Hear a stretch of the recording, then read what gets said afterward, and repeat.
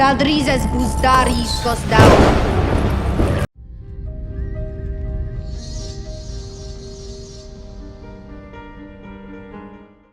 Season 2 House of the Dragon has officially wrapped filming for the majority of characters, right? For instance, we got the Cargill bros out in Amsterdam smoking fat doobies like myself. Also, we have Corlys wrapping up, and I will say his wig game this season looks like it's been altered slightly. For the better, it looks like that's his real hair. Really, I'm making this video because of a note that was posted online that was left by the actor who plays Larry Strong, Matthew Needham. It was posted for the production crew that's wrapping up today. But before I jump into any of that, please do me a massive favor, as this video is not going to be very long, but you would tremendously help me out if you subscribe to my channel. If you enjoy my content, you're a fan of my stuff here on YouTube, the best thing you could ever do for my channel is subscribe. And also, slap a like on this video. Like was going to be 420. Okay, so this quote says, "You have already written yourself into legend. You survived Dragonfire." And then underneath that it says, Larry Strong, basically sort of hinting at the fact that Larry says this. Now, when you run through Season 1, he does not say it at all in Season 1. When you run through fire and blood, doesn't say it in that book neither. So this is a quote that is being attributed to actually happening and being said in Season 2. Now, when you break it down, what happens in Season 2? Who would have survived Dragonfire? Well, certainly not Rhaenys. Just kidding. This isn't an image of Rhaenys, even though it looks like the art of her, right? But this isn't actually Rhaenys. This is some innocent, oh, well, not necessarily innocent. You're fighting in a war. This is some dude who probably didn't want to do this, but was forced to do it because, you know, the lords kind of control the small folk. Anyway, yeah.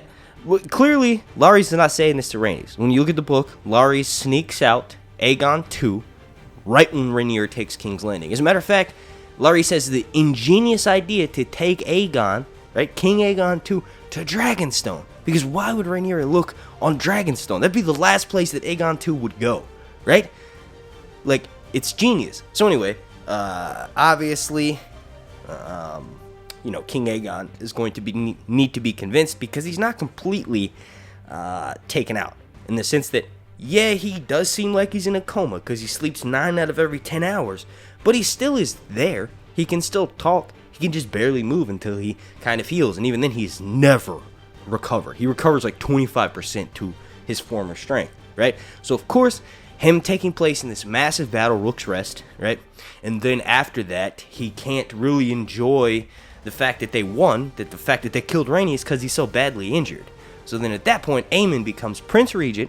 Aemon takes the Green's army to Harrenhal to go and attack Daemon. And then Rhaenyra goes and takes King's Landing at that time, right? Because Daemon receives word that Chris and Cole and Harrenhal are on the march. And he decides now's the time to take King's Landing alongside Rhaenyra. So once they do that, Aegon 2 is shipped away. So obviously Aegon, after just having participated in that battle, never getting the glory for it, finally coming back around and then Rhaenyra's taking King's Landing, obviously Aegon may say something like, "No, I want to put up a fight. Let's do this," right? And that's when Larys comes in. You've already written yourself into legend. You survived Dragonfire. Now show me your feet so I can jack off. Just kidding!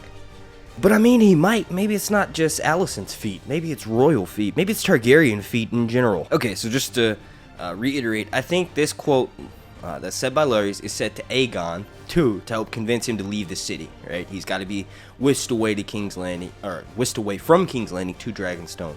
And this quote is probably said by Larys to him in order to get him motivated to want to get the heck out of there. Right? You've already made yourself a legend. Why die now? Uselessly. Might as well continue to leave. Let's go. And the next leak I want to discuss for this video, this was a leak that I mentioned several months ago. So apparently there's going to be a scene that's filmed, and it's going to be like in episode 8, the last like 10 minutes of the episode.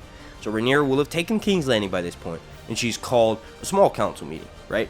Now there were leaks that were sent to me from a different person that said one of the final scenes is Rhaenyra beheads Sir Otto, and then someone runs up after Otto's just been beheaded and said the gullet's been attacked, right? So this leak that I'm about to mention is really similar to that, except for Sir Otto's death hasn't happened yet.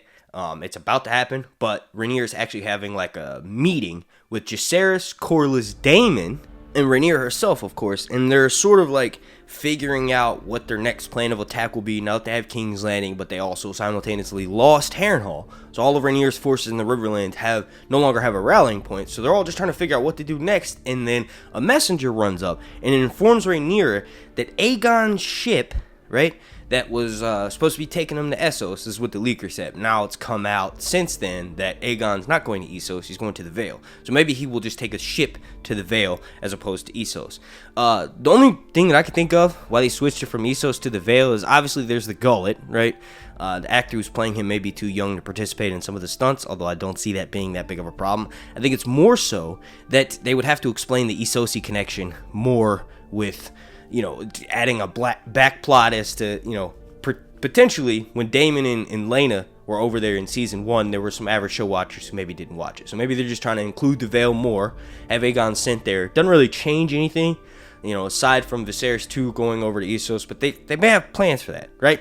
And you know what? Now that I'm talking about the Vale, when Laena, the actress who plays Laena, was filming a scene for the Vale, you'll see the backdrop kind of looks like a battle's happening. That's not the case. They just filmed a bunch of scenes together, so that backdrop's going to be cropped out.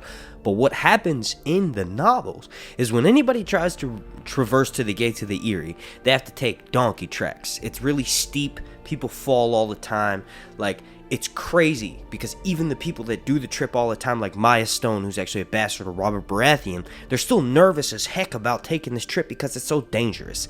So, the scene that was filmed where a character falls is probably Rhaena falling off of her donkey or whatever because of how steep the tracks are when she's trying to traverse to the Vale of Arryn. So getting back on track, Rhaenyra, Corlys, Daemon, and Jacaerys, all standing in the Godswood at King's Landing. Messenger comes up and says, hey, the ship that was carrying Aegon and Viserys to the Vale has been kidnapped. Rhaenyra supposedly doesn't know that Aegon escaped on his dragon, but Viserys was taken prisoner, right? And then after that, that's when the informant tells them that the gullet's being attacked, so they immediately go and try to start prepping for the Battle of the Gullet. You all let me know what you think about those rumors down below in the comment section. I think that'd be a pretty interesting turn of events. I would love for Rhaenyra to not just take the city of King's Landing, but also have a few scenes in the Red Keep and maybe even sit the Iron Throne. That'd be awesome. That'd be really awesome. One leaker sent me information, and it's literally just fake because the dude pulled it from the book, right?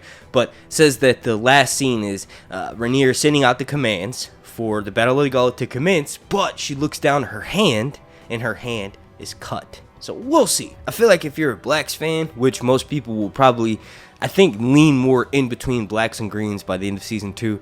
But if you're a Blacks fan, season 2 is going to be the last, sort of happy ending, the way that it ends. Because, we would assume the season 3 finale, going into season 4, all of the main characters are going to start dropping off left and right. It's going to get just insanely more tragic from this point forward, and that's kind of nuts because the story thus far has been insanely tragic, right?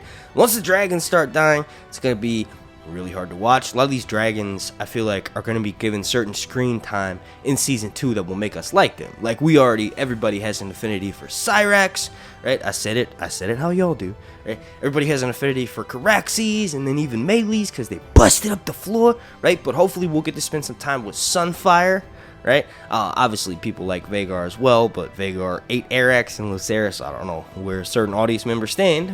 But yeah, there's just, I don't know. I'm really excited for season 2, and I hope you are as well. Hopefully these videos entertain you throughout the wait for season 2, or as it's known on this channel, the Long Night. Super special shout out. Oh yeah, I'm wrapping the video up. Sorry, I forgot to mention that. Super special shout out to Tyler Schnabel, Breanne Johnson, The North Must Remember, Pebbles83, and Destiny Mix Queen Phillips 420, as they are all executive producers of this video and members of my Dragonite tier over on patreon.com/HuntsReviews. Thank you for watching, and a special thank you to the world. A long night. Have a good weekend.